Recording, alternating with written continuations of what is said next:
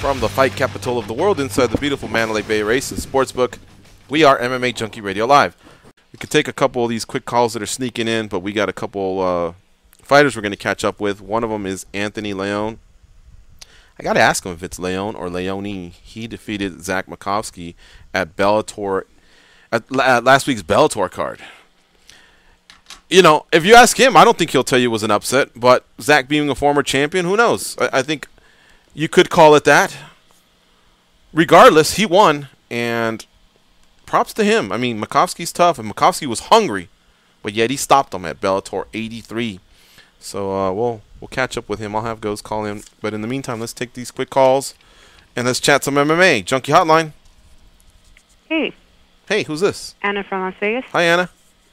Hi. I was listening to yesterday's show, and you guys were talking about the tough and whether it's like run its course. Yep. Well, I wanted to know, now that Ronda Rousey has brought female MMA into the UFC, what are the chances of getting females to do the tough house?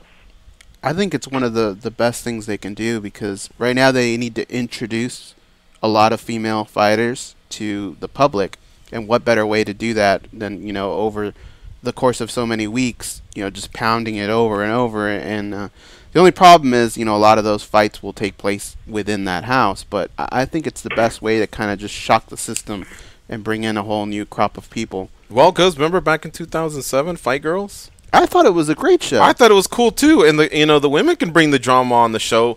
I think they can be just as interesting. So if you got Rousey coaching versus somebody else, I think we may have something here. Yeah. You know, I would not dismiss that as a dumb idea, Anna. Yeah, they could either do like Miesha Tate and bring back that drama, or they could do a Sarah McMahon and, you know, build her up too to the UFC. You gonna sign up for that, Anna? I know you like to do crazy things like that. Like, maybe. Anna did the Tough Mudder, George. Yeah, I remember. I'm doing the Spartan race in April too, so I'm like still training. All right, good for you, Anna. Good question. Okay, thank you. All right, see you. Bye. All right, Go's going to connect us here with Anthony Leone. I'll take one more call. Junkie Hotline. Good morning, everybody. Jeffrey, how y'all doing today? GG and Goes. We're doing good. And yourself? Still breathing.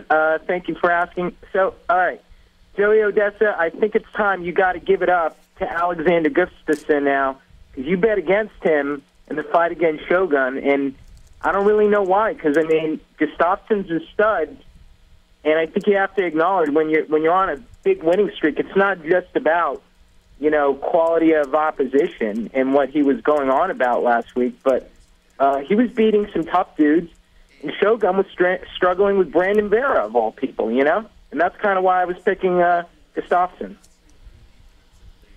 Yeah, you know, I was on Gustafsson early, and I think I got talked into Hua. I wasn't on Gustafsson from day one. I knew it was a great fight, but I was just telling Goes about this the other day. I was disappointed because it was one of my worst showings in with the Junkie Breakdown, and I think I just got influenced by a lot of people.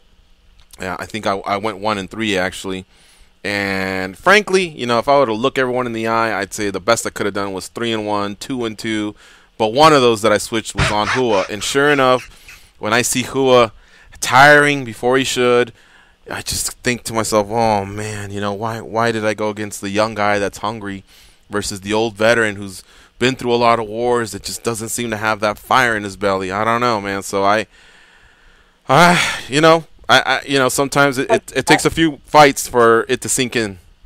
And he's looked like that for a bunch of fights. And, I mean, I love Shogun, and I hate to say it, but, I mean, I just don't think he's training as hard as he should be. That could be it. Yeah. All right, that's all I have for today, guys. Take it easy. Thanks for the great shows this week. All right, thank you for the call. All right, let's talk to our next guest here, Anthony Leone. He defeated Zach Makovsky via split decision at Bellator 83 last weekend in Atlantic City, New Jersey. Anthony, how are you? Yo, what's up? I'm good. How are you guys? Doing good, man. Welcome to MMA Junkie Radio. You're on with George and Goes. So is it Leone or Leone? Leone. Yeah, Leone. Leone. All right, cool. Italian way. Anthony Leone, man, great fight versus Zach Makovsky. He's a tough guy, and we talked to Zach before the fight. He was hungry. He really wanted to get back in there, and he hadn't fought since April when he lost his title, and he really wanted to get back in there. So if anything, you can say you beat the best Zach McCoskey out there, you know? Yeah. I hope so. I really wanted to fight the best Zach McCoskey out there. I think I did. This was a big win for you. I guess one could say maybe the biggest of your career? Oh, yeah, for sure. Definitely. I mean, it's fighting the former champion for Bellator, and I'm fighting on Bellator stage. It's definitely the biggest win so far. Were you scared, though, when it was a split decision? When it was announced as a split decision, what went through your head? Oh, man, actually, I remember looking at one of my coaches, Ryan Ciatoli, and he just put his head down. We know the New Jersey Athletic Commission. I mean, a bunch of our guys have been screwed over by them. And not the commission, the judges. And then I looked at my other coach, Primo, and he was giving me this fake smile, like, you have it. And I was like, oh, no, this isn't good. And I thought I had the fight, though, so I was nervous, though, man, real nervous. Yeah, they raised your hand. You now obviously move on to what I imagine will be a spot in Season 8's Bantamweight tournament. Yeah, I'd imagine so. I don't know. At the press conference, they briefly talked about it. Actually, somebody from MMA Junkie said something about it, and that was really it, though, right now. Well, that's what you want, though, right? Yeah, definitely, man. I want to fight the best out there, and I want to keep on reaching new levels as far as competition and everything, and eventually fight for the title. I think Zach may find his way into that tournament as well. I mean, he is a former champion. It depends. I don't know what the depth is there at 135, what they have planned. But either way, you two may mix it up in the future. Yeah, for sure. I mean, I'm sure he'd love a rematch, so I wouldn't mind fighting Zach again if it came down to it. You started off your career 8-0, and then you went through a bad stretch where you lost 5 out of 6 fights. Now you're back on a 3-fight win streak. What happened there in 2010, mid-2010, when things just didn't start going your way? I took about 3 or 4 of those fights on about 2 or 3 weeks' notice, maybe. Like, Anon was 2 weeks, Georgie was 2 weeks. I was fighting up weight classes, and we didn't really know where I wanted to go, like, as far as my career, as 135 or 45. 35 is a tough cut, so eventually I just matured a little bit. Now, basically made this my job, and I train all the time, all year round, and don't stop, and found my weight class at 135. So you were not really focused at the time? Did you have another job at the time, or what distracted you? Maybe, it wasn't necessarily a job. I was still training, but the level of intensity of that I was training at wasn't as high. I think I just matured and realized I wrote down goals that I wanted and realized the dreams that I have, and I'm just going for them now. I hear you're going to Thailand, back to Thailand. I'm actually in the airport right now. I'm headed to Russia. I have a 15-hour layover there, and then I'm in Thailand on Friday afternoon. Russia? I'd never heard of going that way. I thought everybody goes through L.A. and then to Thailand.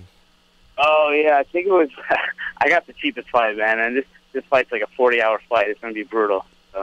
So you go from you're on the East Coast, and you're going to go through directly to Russia, and then from there there's a flight that finds its way down to Thailand?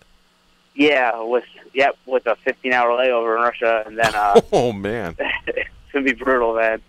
That is brutal. All right, and how long will you be in Thailand? I guess will you be there until it's like that a vacation? You're going to work out there, or are you going to, when are you going to start focusing on Season 8? My brother lives down there, and he actually fights for 1FC, so I'm going down at Phuket Top Teams and training there with my brothers, probably jiu-jitsu, a lot of Muay Thai and MMA, and then once I get the call back from Bellator, I'll head see what happens, Go back up the bomb spot. But you'll spend a lot of time there then. Oh yeah, a lot of time in Phuket. Yep. You like it there? Oh man, it's the life, man. You get training all day. Everything's way cheaper than America, and you get a moped where you can just drive around everywhere. It's like the ultimate. It's the best. Do you wear a helmet when you ride that moped? Sometimes. Sometimes. Actually, you have to. Like sometimes, like there's a cop, you gotta just throw it on real fast. Right. Then you get a ticket, but they're more. Yeah, I won't even say.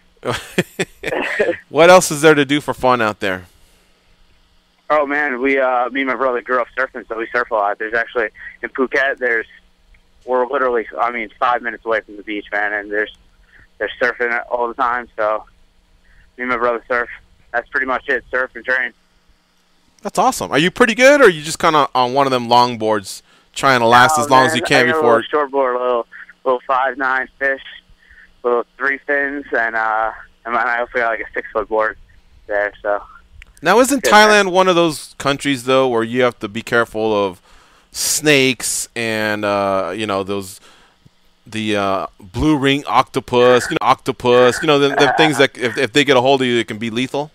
I don't know. I went scuba diving once, and I tried touching this fish once, and the scuba instructor that I was with slapped my hand away. That must have been something bad. But the thing you got to worry about there are the spiders, man. I've never seen anything like it, man. They're when you're done doing jiu-jitsu there, you put your gis outside. It's real nice. It dries up. You don't got to wash it every day, and you got to be careful because when you put on your kimono, after the next day, there's spiders, gigantic spiders. I'm talking 6 or 7 inches in diameter, and they're just chilling in the kimono. It's happened to people a bunch of times where they're putting on their kimono, and this thing's just crawling around this thing. They throw it out. This huge spiders just running around on the jiu-jitsu mat. You got 20 jiu-jitsu guys just running away, and then this little Thai guy just picks it up and just gently puts it outside and makes us all look real weak. Wow. And how often do you come across these spiders? Probably once every 2 weeks. Jeez. I mean, if you go looking for them, you can find them easily. I try to stay away. I'm not down with spiders. But you never been bit? Oh, no, I've never been bit. I mean, I've had a staph infection where it could have been questionable spider bite, but I don't know. All right, well, we'll drop the subject. I definitely don't want to jinx you. Sounds like it's paradise with the exception of these spiders. Yeah, man. All right. Good. All right, Anthony. Well, I know you're headed to the airport, so we'll keep it short. But we did want to give you props, man. That was a great fight. You definitely deserved the decision that day, and hopefully we will see you in Season 8's Bellator's Season 8 135-pound tournament. Yeah, thank you guys for having me. I appreciate it. It's been the last time I was on here, I was begging to get into the WEC. So thank you guys. All right, and you're not on Twitter, right? I was looking. I think I'm on Twitter. I don't really use it. I mean, I should. I don't know. I gotta update that stuff. I gotta get more on the web. Well, you'll have 15 hours to work on it if there's Wi-Fi in Russia, right? You all right? Now you're putting me on the spot, man. All right, Anthony. All right. Have safe travels to Thailand. All right, thank you. All right, we'll see you. All right, Goes is going to bring on our next guest, and that was Anthony Leone, coming off the biggest win of his career versus Zach Makovsky at Bellator Fighting Championships 83. Can you